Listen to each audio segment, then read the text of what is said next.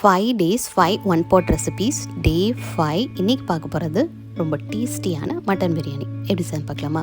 அதுக்கு ஃபஸ்ட்டு குக்கரில் 3 table spoon அளவுக்கு நெய்யை ஊற்றிட்டு இதோட 2 டேபிள் ஸ்பூன் கடலெண்ணெய் சேர்த்துட்டு இதோட வீட்டிலே ப்ரிப்பேர் பண்ண பிரியாணி மசாலா 3 டேபிள் ஸ்பூன் சேர்த்துருக்கேன்.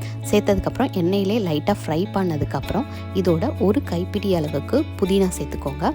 புதினாவை சேர்த்துட்டு நல்லா கலந்து விட்டுட்டு அப்புறமா இதோட 1/2 டேபிள் ஸ்பூன் அளவுக்கு மிளகாத்தூள் சேர்த்துருக்கேன். நான் காரம் வேறு எதுவும் சேர்க்கல. உங்களுக்கு காரம் வேணும்னா பச்சை மிளகாய் சேர்த்துக்கோங்க. உங்கள் காரத்திற்கேற்ப பச்சை மிளகாய் சேர்த்துட்டு நல்லா ஃப்ரை பண்ணிக்கோங்க. அப்புறமா இதோட 3 வெங்காயத்தை நல்லா ஸ்லைஸ் பண்ணி சேர்த்துருக்கேன். வெங்காயம் நல்லா வதங்குற வரை நல்லா வதக்கி விட்டுருங்க. வெங்காயம் வதங்கினதுக்கப்புறம் இதோட 3 டேபிள் ஸ்பூன் அளவுக்கு இஞ்சி பூண்டு பேஸ்ட் சேர்த்து நல்லா வதக்கி விட்டுருங்க.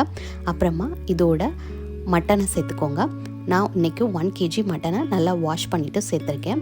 மட்டனை சேர்த்துட்டு நல்லா கலந்து விட்டுருங்க. எல்லாம் நல்லா ஒன்றா பைண்ட் ஆகிற மாதிரி நல்லா கலந்ததுக்கப்புறம் இதோட 2 டேபிள் ஸ்பூன் அளவுக்கு கெட்டியான தயிர் சேர்த்துக்கோங்க.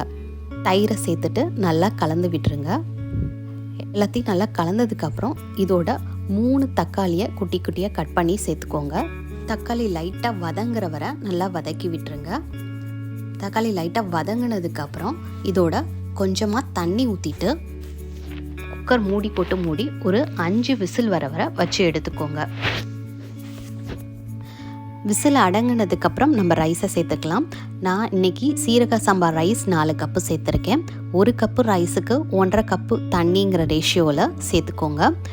அரிசியையும் தண்ணியையும் சேர்த்ததுக்கப்புறம் நல்லா கலந்து விட்டுருங்க. நல்லா கலந்ததுக்கப்புறம் தேவையான அளவு உப்பு போட்டுட்டு நல்லா ஒரு கொதி வந்ததுக்கப்புறம் குக்கர் விசில் போட்டு மூடிக்கலாம்.